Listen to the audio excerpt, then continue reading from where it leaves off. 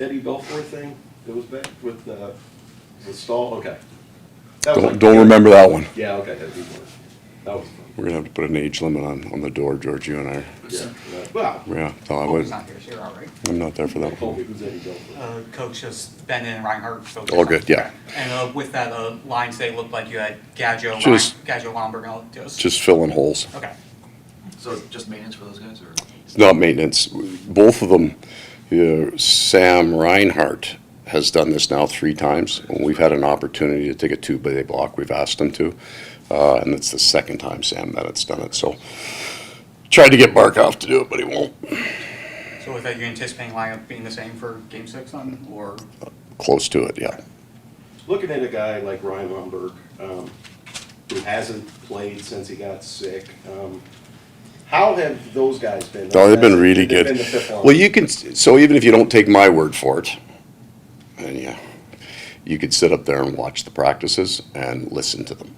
And that's almost a tell of, those guys in the playoffs that are in and out, how they fit, how they feel. They're still chirping, right? They're still guys, they're completely part of it and part of the room. So they've been great.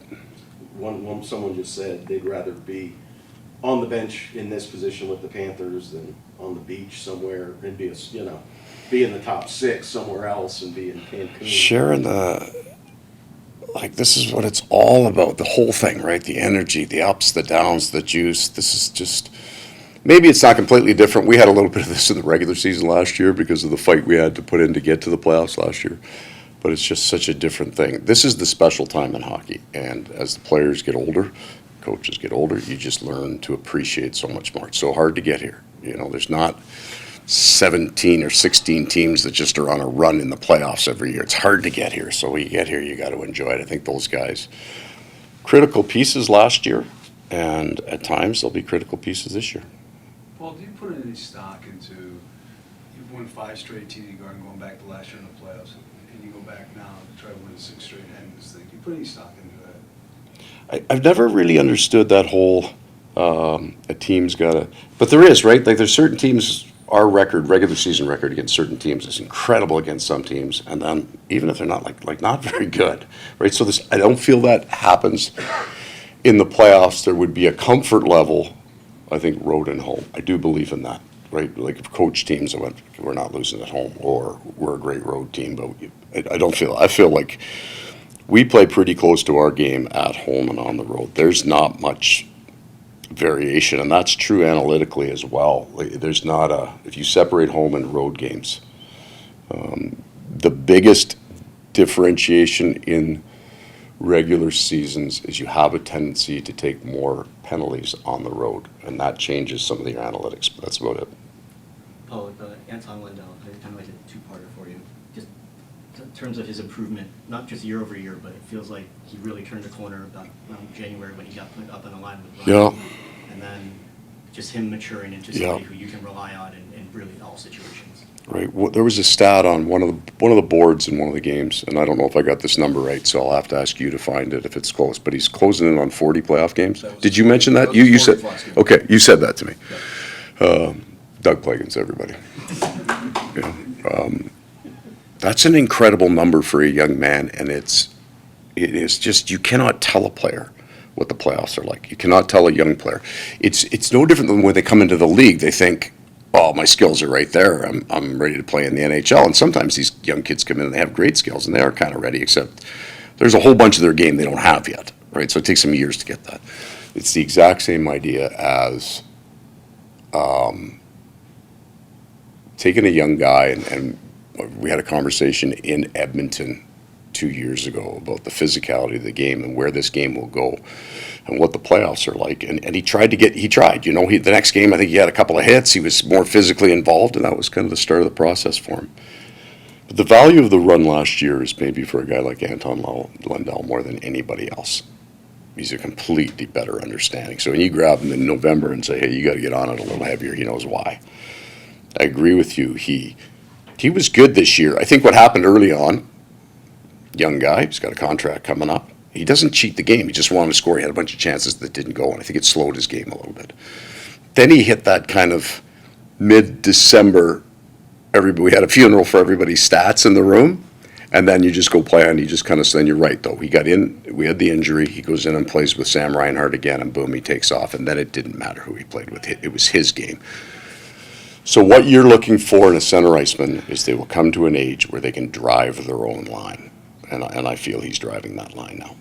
Looking at the power play the past couple, aside for that 4-goal game, have you guys thought about tweaking anything or anything like that? We'd like to score, George. Yeah. We had the 4-goal game, then the game winner, the next one, or the game tire, the next one. And then we had 3 good looks on the back half. We didn't love our entries. So we'll just try to clean those up. I think we're 1 or 2 in entries over the course of the year. Coach, I know we talked about Forsling quite a bit. We just talked about penalties. How impressive is it to have a stick as active as his is and to kill as many plays as he does without taking penalties? It seems like he's really mastered that art. Yeah, so he's got the 2. There's some guys that are great skaters, and they close the gap, and I'm going to pull names out. When I said that to you, the first name, Brett Hedigan reminded me of that. He was such an incredible skater that he could take his game, and he came into the game as an offensive defenseman, but he became then a really strong shutdown guy, and it was all his feet. And then you've got these guys with have incredible sticks. They just knock stuff out of the air, and I don't know. I remember Nick Lidstrom doing that in the Stanley Cup final 20 years ago. You'd make a play. You got a break, right? You got your 2-on-1. Just knock the thing down all the time. He does that in practice all the time. Drives guys nuts on the 3-on-2s. But he's so good at they don't get frustrated. They kind of it's forced. What are you going to do? Then he's got the combination of the 2. He's got these incredible skating defensemen. His gaps are great. The style of game that we played, I think, is perfectly built for his talents. And then he's got the incredible stick. Well, I had some people say to me, when we're in a situation like this, you're so mild-mannered, but the choice words you used the other night when you're trying to fire your team is getting a lot of play. Are you surprised about that? Oh, that's just a bigger philosophical, and it's very poignant for the situation that I feel we're in. I'm always, let's just say, intrigued by the talking point that becomes the story of the day when I watch the game and going, I don't think that's that big a deal. I would say that not all, if we're going to agree on a word of tirade, that wasn't, are mean-spirited. Some are. Some you're just really angry, right? And that's the emotion you're letting out. I was just thinking that we needed some juice, right? So I was trying to fire him up a little bit about where we're at. You kind of, am I the most excited person on the bench, right? That question goes, sometimes you get into a game in November going, I'm the only person here who wants to be here tonight, right? And then there's sometimes where you say, you know what, you just shut up. And I've said that even out loud, shut, and then I use other profanity. I use profanity on my own self at times. We scored a goal. It was just, I get it. The camera's on me. I'm not sure it's a timeout, so I'm not sure if it is or not at that point. Usually I'm careful about when I run my mouth. I know when the camera's on me, so you kind of learn. Usually I'm more careful with it. I don't get caught as often, and I got caught. And we scored, so that worked out okay for me and for the team, more importantly, but that had nothing to do with it. There's 1,000 of those out there, and the other team goes right down the ice and scores. You go, I guess I think we've worked hard here for 2 years. The X's and O's are pretty well understood and they're communicated. So for me, this is about emotion and finding the balance between making sure that we stay disciplined, and we've been an incredibly disciplined team in this series, and also have some juice and enjoy the hell out of it. Like, I don't want to hold my breath for 2.5 hours just hoping we win. What kind of life is that? And I want the players to feel that from me, because that might be the one thing I have in terms of experience, is you get a little older, you don't get to come to the rink, you don't have as many days left coming to the rink and enjoying it. You're in the playoffs, got a pretty good team. We got a great bunch of guys. Whether we're down 1 or 2 or we're up 1 or 2, we can't be holding our breath here, man. We gotta live it, enjoy it. Well, in that same kind of vein, how do you keep the players, where the series is at now, 3-2, going to Boston, keep the players from getting tight and worrying about, well, what if this happens, what if this happens, etc. Well, something I know is gonna happen. That I know. The rest of it I don't, so I won't spend any time worrying about the what ifs. And it's the things that you don't know, so you put your heart and soul into Game 6. But what if you need to lose Game 6 to win Game 7? What if you don't learn anything in Game 6 and you win and that caught and you're out 4 straight the next round? So I'm not going to spend any time worrying about the result. I'm going to make sure the team's prepared. I'm going to make sure they feel good about the game. And then I'm going to go and, I don't know if coaching my ass off means anything, but I'm going to go in and try to be a part of it. Are you confident they'll won't need to be fired up tomorrow in the situation that they're in? Or? I don't think they've needed to be fired up at all in the playoffs. I just don't. That's not it. Sometimes you're trying to break the log jam of possibly that question. Okay. So you worry that, you know, the last 3 shifts didn't go our way, and then they start to tight. There's not an energy play. I don't think I manage emotions in the playoffs like that. I don't ever have to fire them up. Sometimes I want them to see me loose, and sometimes I want them to see me not. But most times I just show them how I'm feeling. Everybody can tell. Not all the time. So, nope. I think I just try to show them how I feel. That's it. That's how I come in here. I do try to manage it because I start talking hockey and I can't shut up, right? You See how I did that? Okay. Thank you. Okay. Well, go ahead. You are you going to Boston? Okay, let's do it. You talked about having your team enjoy this run.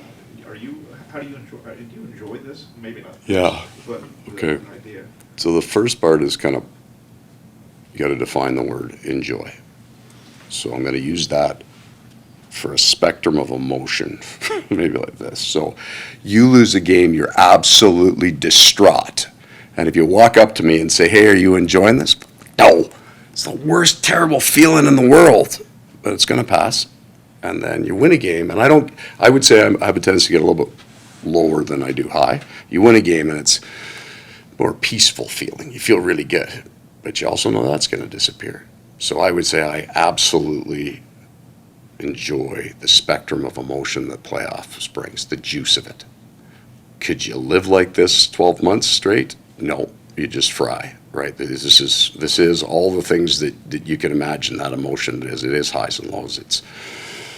You are angry at times, whatever it is, calls, whatever, like extremely angry. And then, I make myself enjoy it. Like every once in a while you need a kick too, man. Like it's hard to get here, right? There's 7 other teams, 32 in the league, 7 are here, and half of them are all tight because they're at 3-2, and half of them are all uptight because they're 2-3, and it's just wired on an off day. So I watched my caffeine intake today, and then I won't watch it tomorrow. Better than the alternative, right? Isn't that the truth, right? Like fishing's no fun this time of year anyway.